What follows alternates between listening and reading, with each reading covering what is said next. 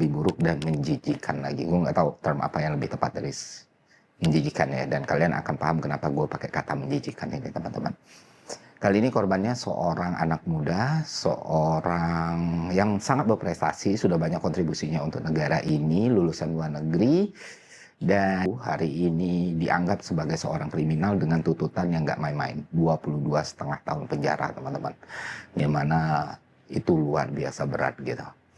Orang tersebut bernama Ibrahim Arif atau biasa disapa sebagai Ibam. Dia adalah sosok yang sangat dihormati di dunia IT Indonesia yang track record dan sepak terjangnya sudah tidak diragukan lagi. Dan ya sampai hari ini dia sedang menunggu putusan sidang karena dituduh melakukan tindak pidana korupsi dengan tuntutan 22,5 tahun penjara. Siapa yang menuntut? Siapa lagi kalau bukan lagi dan lagi Kejaksaan Republik Indonesia. Gue pikir mereka akan belajar, gue pikir mereka akan paham, gue pikir mereka akan tidak mengulangi kesalahan yang sama, tapi yang terjadi malah kontradiktif, teman-teman. Bukannya memperbaiki, malah lebih parah lagi hari ke harinya.